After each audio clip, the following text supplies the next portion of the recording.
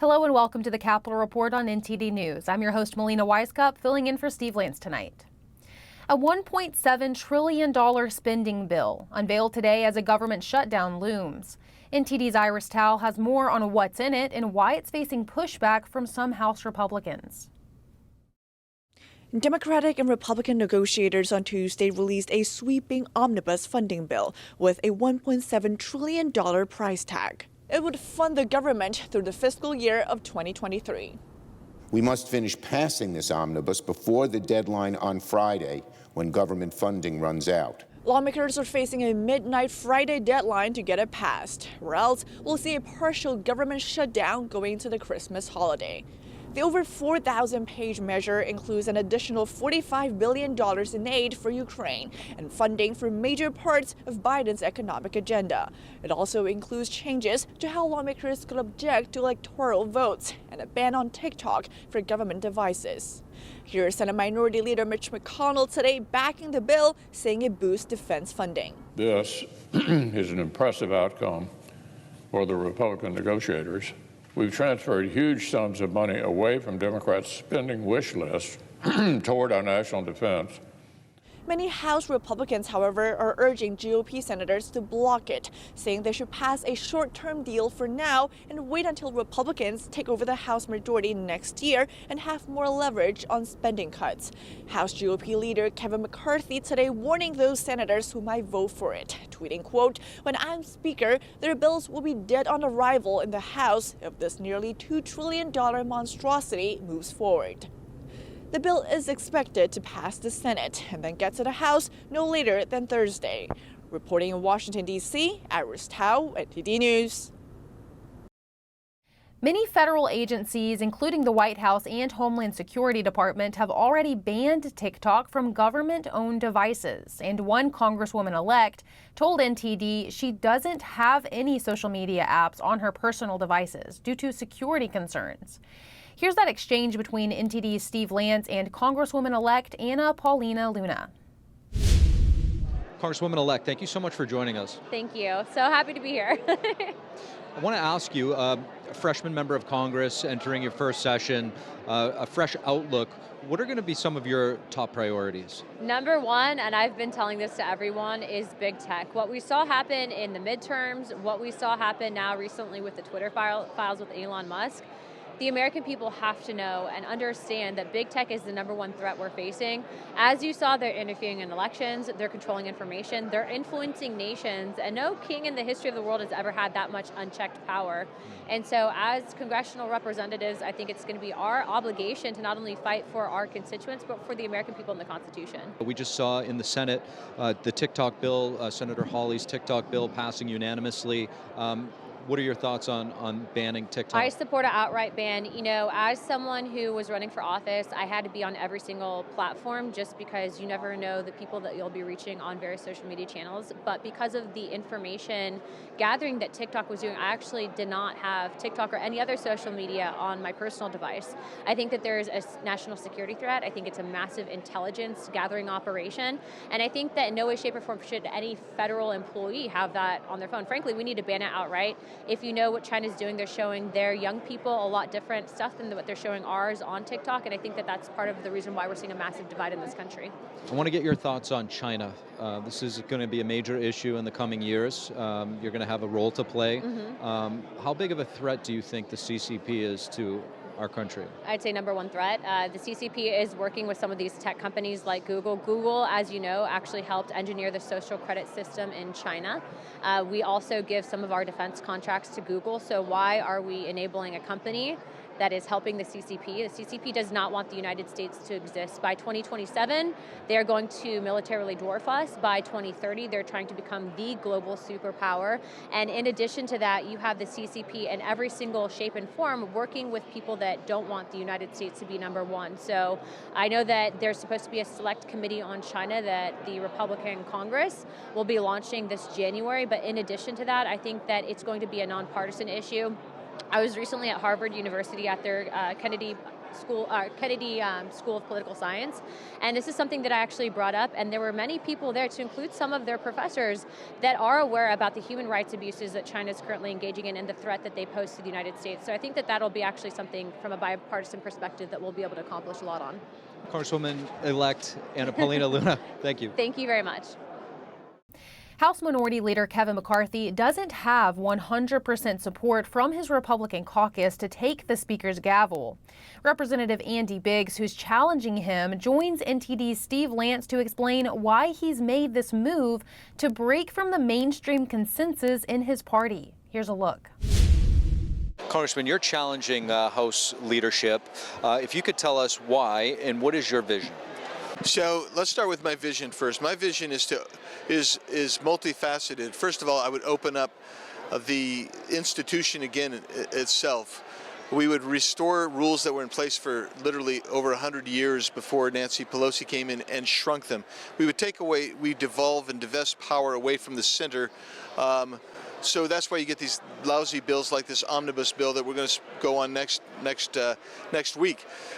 And we would open that up. And by opening that up, we'd create good process, and good process will make good policy. And that's really what we want to do. And overall, I would say we want to restore the separation of powers between both horizontally and vertically. That is, the states need to be reinvigorated, receive the power. They shouldn't be going hand in hand to the federal government to solve every problem, and the federal government should start shrinking in size. So that's kind of an overall framework, and I think that to get more granular, we would be dealing with the border. We'd be dealing with inflation. We'd be dealing with energy and oil. And those things are there in my America First plan, which I put out a year ago. And invite people to go to biggs.house.gov to see that.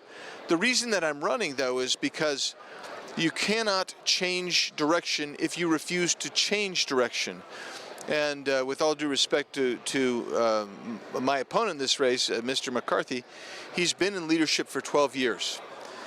And the direction that we're going is not going to change if we hang on to his direction. And so that's really critical. And I mean, I don't want to take all your time, Steve, but I mean, there's a lot to say on that. But certainly we need to acknowledge that he raises a lot of money, and that's important, but it's important that you don't spend that money on against conservatives in primaries. It's important that you do more than that. It's important that you use the leverage points that you have, such as spending bills, such as the National Defense Authorization Act, such as any other piece of legislation, to what? To fight back against the Biden administration. That's part of the reason that we've been run roughshod over in the last 2 years, is there's been a failure to use those leverage points to fight back. No, it's very interesting. The Freedom Caucus was successful in removing former House Speaker John Boehner. If you could just kind of explain to the viewers the process as to how this may play out. So the process that we're in now is different than that. That was what's called a motion to vacate, and you remove a speaker who's sitting. And he actually ended up resigning because he knew he didn't have the votes. What happens in a speaker's race when you start a new term of Congress is everybody votes. You have to get the majority of those who actually vote in order to be the Speaker of the House. And that means right now 434 members of Congress, because Representative died recently from Virginia. And so that means that you have to get 218 votes. Republicans have 222 seats. That means 5 members could say, we're not going to vote for the speaker, and Mr. McCarthy doesn't win. It is not the person who gets the most votes. That would be a plurality. And so you're not going to see a Democrat win it, but you will see a Republican win it. And it's going to take, you'll go through multiple ballots until we get a candidate that we all agree on. Congressman, I want to switch gears a little bit. I want to ask you, the January 6th Select Committee has, moving forward to refer charges against the former president. Where do you see this heading? Well, that's probably the worst kept secret in Washington, D.C., and there's no secrets in Washington, D.C. It'd be hard for me to conceive that Merrick Garland is really going to actually bring charges against the President of the United States. This is obviously a politically motivated, the committee itself was politically motivated, the referrals politically motivated, and it would be perceived, quite frankly, that